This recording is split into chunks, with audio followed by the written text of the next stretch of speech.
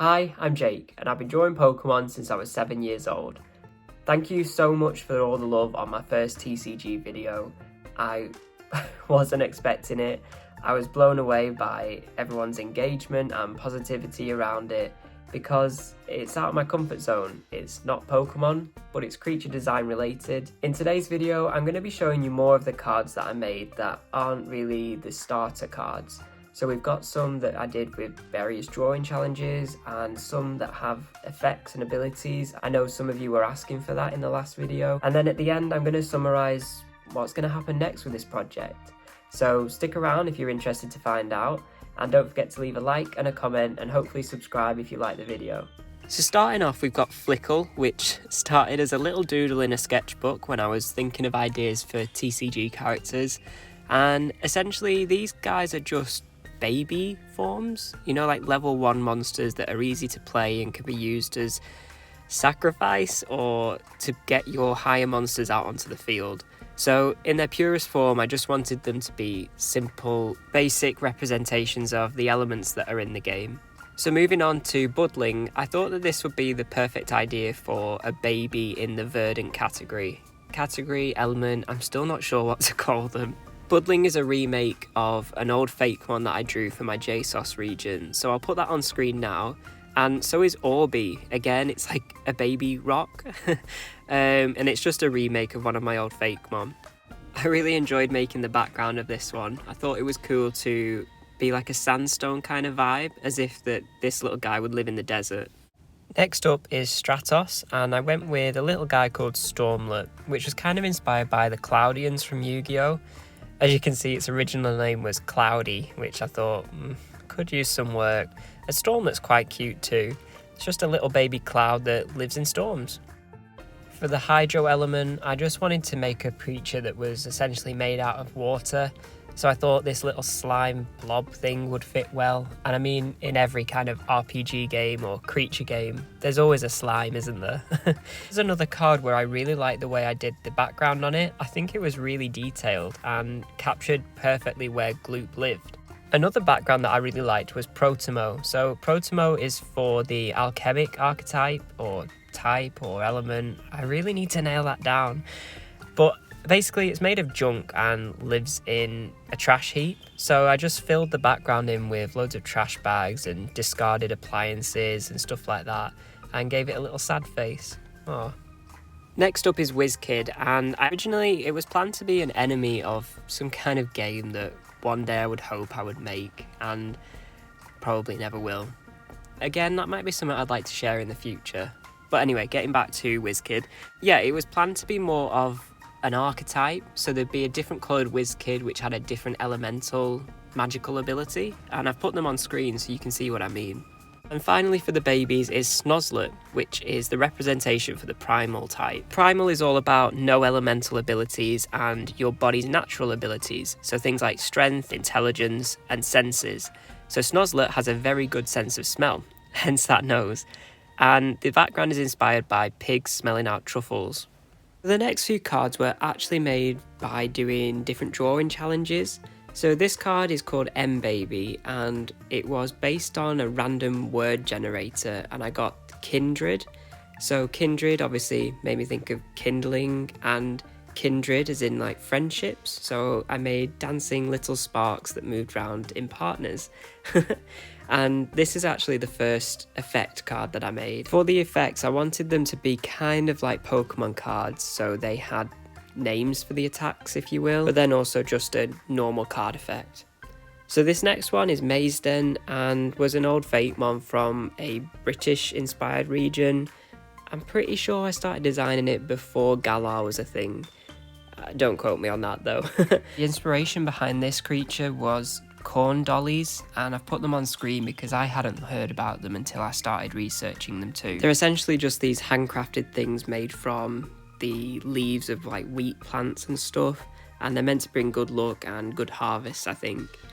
Again, this is another creature card where I really like the background that I did. I think it's quite simple but gets the point across. This next card that I made was another challenge of 3 randomly generated emojis. So I got the flag of Sri Lanka, a castle and a hammer. And if you zoom in on the flag of Sri Lanka, it's got like this little dragon motif. So I thought it could be a dragon with a hammer tail that destroys a castle. So that's why it's got the castle in the background. I think this was quite fun, and I'd like to do it again for more cards in the future.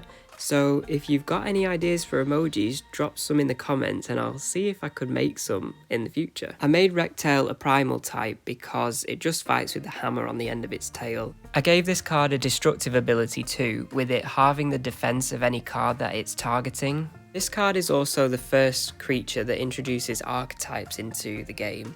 So you can see underneath his name is Dragon, so his full name is Rectail Dragon, but Dragon is also his archetype.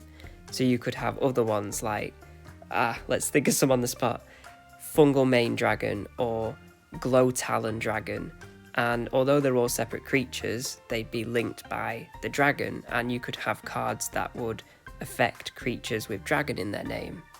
That's how I see it working in my head anyway.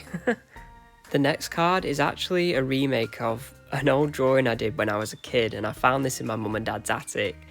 So I think it was from like a school project where we had to design our own animal and explain where it lives and what it eats. I think it was like for geography or something. I don't even know what this weird basking shark, basilisk, crab creature is.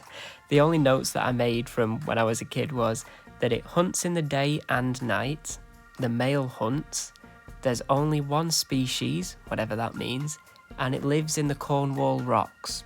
So that's what I ran with. And I made this big serpent with a huge mouth that tunnels through the Cornwall rocks to eat things, I guess. And while I was making this card, I thought that I could make this like the vanilla boss, if that makes sense, for the Terran type. So it's a level 3, but it's got quite a high attack and a decent defense as well. In the end, I really like how the card art came out. I think that it really looks like it's popping out of the ground. Well, that's what I tried to do anyway. This was really one of the more fun challenges that I did, and I'd love to go back up in my mum and dad's attic and try and find some more of my childhood drawings to remake into cards. After all, the idea of this project was to get to the point where I could make my son's drawings into cards, so it's kind of like a full circle moment really. Anyway, moving on to this little cutie. I was just trying to expand the roster of vanilla mons for all of the types. So this was just going to be a simple 2-stage line called Waxolotl, based on wax and candles and axolotls. With the background, I wanted to keep it really fun and playful, and so I gave it like this birthday aesthetic, like it was crashing someone's party and stealing the candles from the cake. It was at this point when I started to put a few more things together and think maybe that could be like a running theme of the game, of these creatures were invading our world, and how would these creatures from wherever they came from now live in our universe. So I thought they could come through like little rifts in time and space, and I came up with the idea of Riftlings. I thought it was quite cute and playful and got the point across. But anyway, this is the second stage of Waxolotl, and I gave it like this lava lamp aesthetic in the background. And I really need to make a mental note to start calling them Riftlings from this point onwards. Moving on to the next Riftling, as you could see, it was another of those random scribble drawings, and it gave me like this worm covered in leaves vibe. So I thought if this creature came into our world and likes to wear leaves, maybe it would join like a fashion show. So I put it on a catwalk, and I think it's quite a funny idea to have this natural leafy creature strutting down the catwalk and leaving debris behind it. And sadly, this is the final card for the video because I stopped making them after this one. I don't know why, maybe I just got a bit busy, but I would like to make more in the future. So I'm going to quickly outline a couple of future videos for this TCG series, just to try and keep some of you interested, because the first video did really well and I'm so thankful for that. Well, this would be the logo of the game and the card backs for now. It's kind of like showing the rift that these creatures came through and then the 8 typings. So yeah, let me know what you thought of that and what you thought of the cards in this video.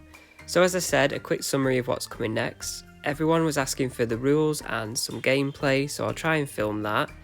I've also got a bit of a tour of my old TCGs and how I got to this point in being happy with my art style and the layout of the TCG. And finally, I'm going to make some new cards, updated in my new art style and newfound confidence in my art and my ability to make YouTube videos and your engagement and enjoyment of the TCG. So yeah, I'm looking forward to that. And as I've always said, the end goal is to make my kids' drawings or scribbles into a TCG, inspired by Thomas Romaine. My son is turning 1 in the next few weeks, so maybe he's getting close to the scribbling stage. I don't really know when that starts, but I'm looking forward to it anyway, and I hope that you are too. So once again, thank you so much for the love on the first video, and hopefully this one too.